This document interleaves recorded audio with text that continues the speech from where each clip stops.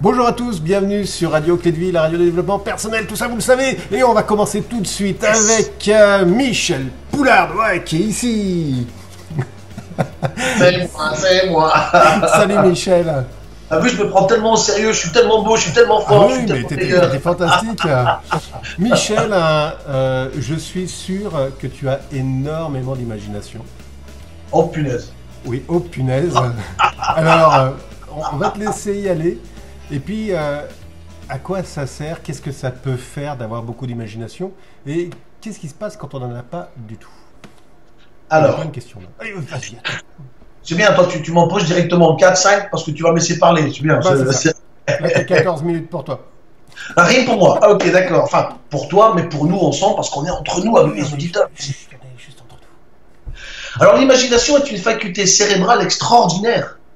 On est doté, nous, les êtres humains, d'une faculté d'imaginer des choses qui visiblement, selon certaines études, les neurosciences s'intéressent là-dessus aussi, nous serions l'une des seules, si pas la seule espèce terrestre, à avoir cette faculté de nous projeter vers quelque chose qui n'existe pas.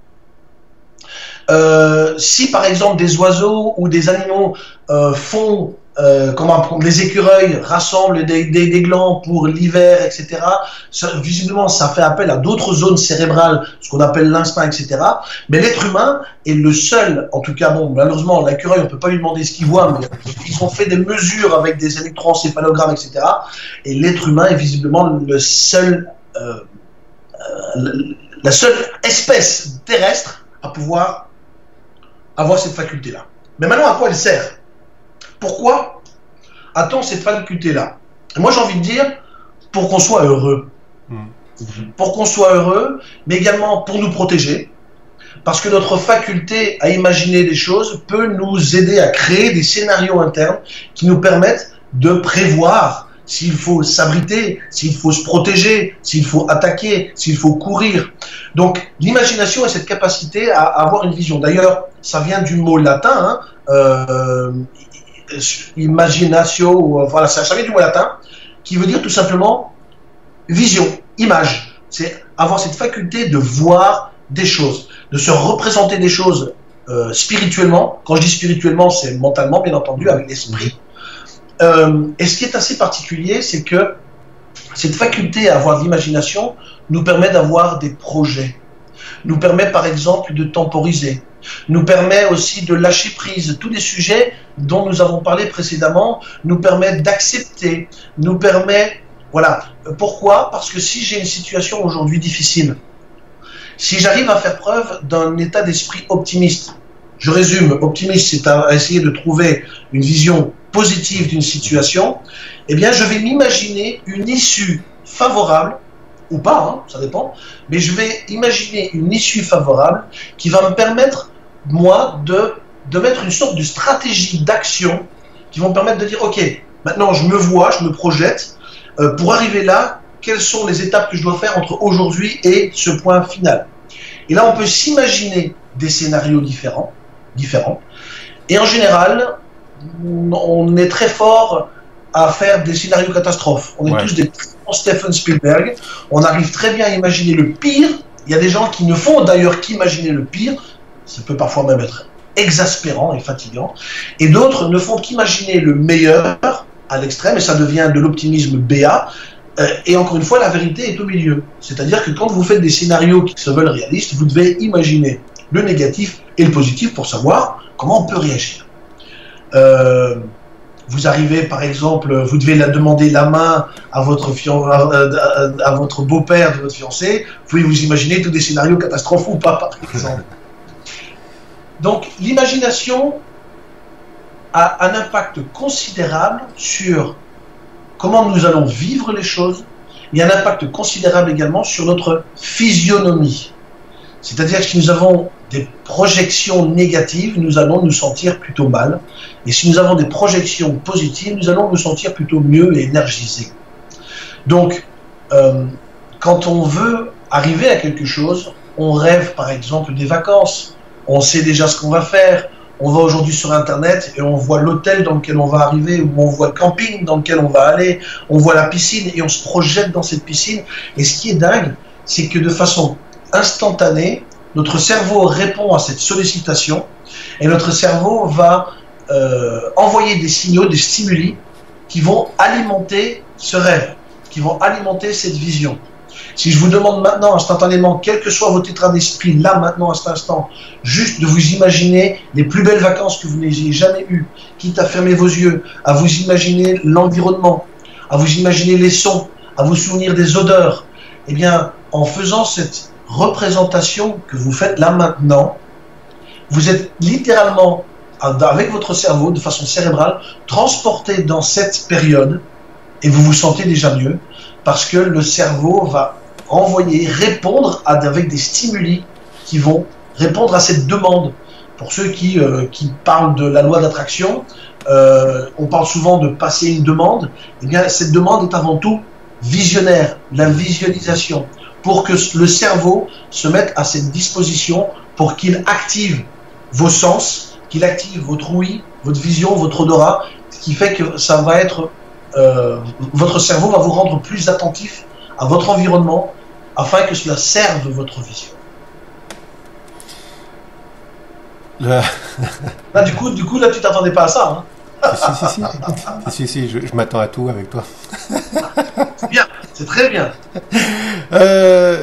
Imagination positive, négative, tu l'as abordé, hein. La différence entre les deux, ça rejoint un petit peu la première mission, hein, sur l'optimisme. Les personnes qui sont avec une vision un peu toujours négative, généralement ça nous tape un petit peu sur le système en fonction de quel côté on se trouve. Comment est-ce qu'on peut gentiment les inciter à aller vers un côté positif? Déjà par la prise de conscience d'une réalité, c'est que les gens qui ne se font que de représentations négatives de leur avenir ou d'un projet ou d'une idée ou de peu importe, il y a des gens qui excellent dans les représentations négatives, les pires les unes que les autres. Même, je ne parle pas de meilleures, les pires les unes que les autres. Ce qui est intéressant, c'est que, alors je ne connais pas les statistiques et je ne veux pas raconter d'âneries, mais ce que je sais, c'est que la grande majeure partie de nos représentations négatives ne se produisent pas. Ouais.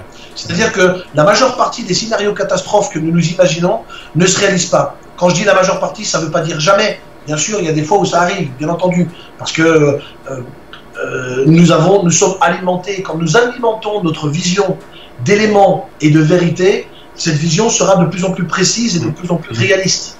Néanmoins, cette réalité n'existe pas puisqu'elle est imaginaire.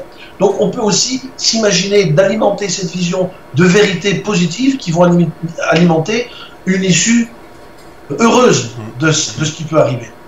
Donc comment faire? Eh bien tout simplement, c'est de se donner l'opportunité, en tout cas cette chance et ce bonheur de pouvoir vous autoriser à créer un scénario positif. Imaginez-vous, peut-être que vous avez raison, peut-être que ça va mal se passer, peut-être que ça va se retourner contre vous. Vous avez probablement raison. D'ailleurs, si vous le pensez, c'est que vous avez des raisons de le penser, c'est que vous avez vécu des choses dans votre vie qui alimentent cette vision. Néanmoins, l'avenir n'est pas écrit. Si vous-même vous laissez à l'avenir la chance de vous prouver qu'il est possible d'avoir un autre résultat, eh bien faites-vous le premier pas et prouvez-vous vous-même que vous êtes digne de ce résultat en imaginant une issue positive et surtout des prises de décision et des actions qui vont vous aider à arriver à ce positif. C'est sûr que juste se visualiser quelque chose de positif, mais agir dans ce sens qui va nourrir le négatif, vous n'aurez pas le positif. D'accord? Donc si vous voulez que quelque chose change dans votre vision, vous devrez aussi changer quelque chose dans vos actions, dans votre état d'esprit. Si vous voulez que, et c'est tout à fait mathématique, il y a des gens qui se disent j'ai toujours le même résultat, j'ai essayé 20 fois. Oui, sauf que vous avez essayé 20 fois de la même façon.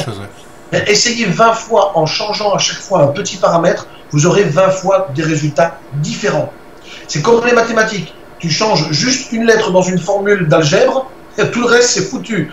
Donc il faut à chaque fois changer un petit paramètre. Quand on fait des expériences scientifiques, on change toujours un petit paramètre, on ajoute un petit peu de ça, on supprime un petit peu de ça, et les résultats sont toujours différents. Pour les artistes, si vous avez une palette de couleurs, si tu mélanges du bleu et du jaune, eh bien, tu auras du vert, si je ne me trompe pas. Oui, je crois que c'est ça, oui. Je pense que c'est du vert. Mais si tu rajoutes un petit peu plus de jaune, il sera plus clair. Si tu rajoutes un petit peu plus de bleu, il sera plus foncé. Donc, c'est ça les nuances. Donc, donnez-vous l'opportunité et offrez-vous ce cadeau en agissant autrement pour nourrir cette vision positive. Je vais rebondir sur la loi de, comment ça s'appelle, de l'abondance, là. On parle beaucoup d'imagination, d'écrire, etc. Mais il y a un effet mécanique qui se passe dans l'imagination pour obtenir quelque chose. On crée en fait notre futur rien qu'avec l'imagination. Mais le futur préexiste dans notre tête. Oui. J'aime bien le mot préexiste parce qu'il y a des choses que nous créons spirituellement avant qu'elles n'existent. Il y a des projets qui existent spirituellement ou en tout cas dans votre esprit avant qu'elle existe. Si je veux demain construire une maison, cette maison n'existe pas dans le dur, mais je me la suis visualisée, je sais que je veux une véranda de ce modèle-là et progressivement je vais la dessiner et la maison n'existe toujours pas, mais à un moment donné je suis passé dans l'action, je commence à concrétiser visuellement, je la dessine et en la dessinant, je vais peut-être sur internet chercher des fournisseurs, voir ce qu'il y a comme matériaux et avant que la maison n'existe, elle existe déjà, elle préexiste déjà, et dans ma tête, et sur papier. Eh bien, dans les projets, et c'est une métaphore de vie, dans les projets de vie, c'est exactement pareil. J'aime beaucoup cette notion de préexiste. Vraiment, j'aime beaucoup. Je vais certainement le réutiliser. Cette notion de préexister. Copyright.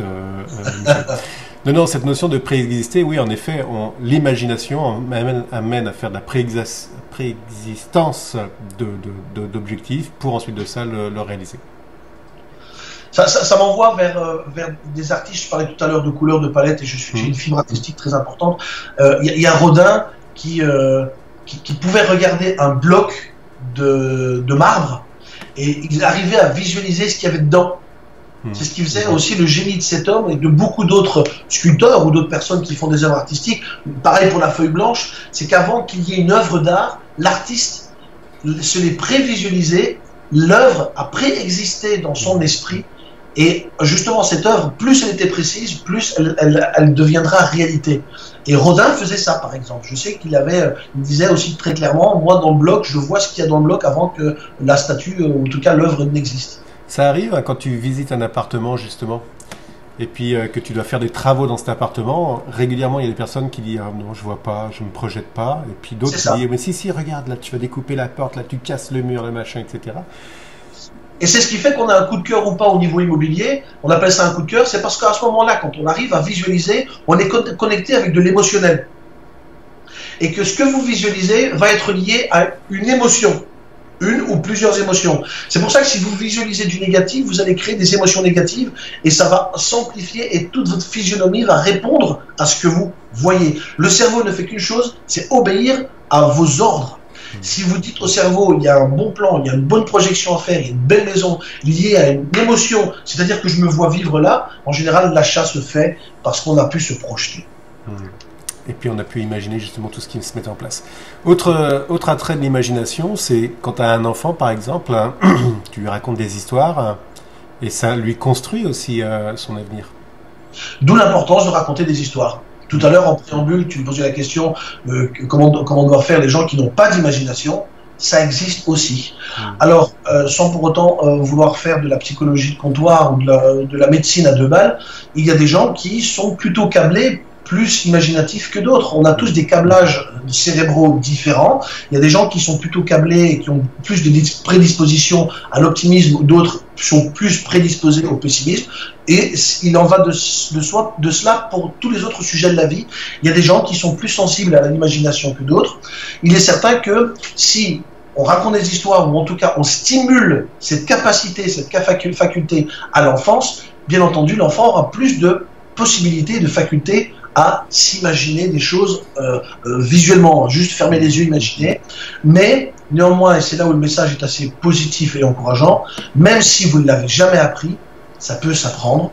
Comme toute autre faculté, ça peut devenir une compétence. On peut apprendre à visualiser des choses. Il y a tout un process, il y a tous des exercices à faire, mais c'est possible. Michel, je te remercie. On va rester sur ça. On arrive en fin d'émission. À tous, ayez une belle imagination. Moi, j'adore l'imagination, le rêve, l'imagination.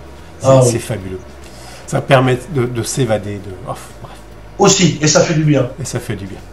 Merci Michel, on se retrouve la semaine prochaine. Bah tiens, on va parler action versus prise de décision. Bien, très bien. Tout ce que tu veux. Tu vas morfler, tu vas voir. Non, il n'y a pas de problème. Je vais commencer à imaginer quelque chose de très positif. Vas-y. À tous. Au revoir À la à semaine tous. prochaine. Ciao.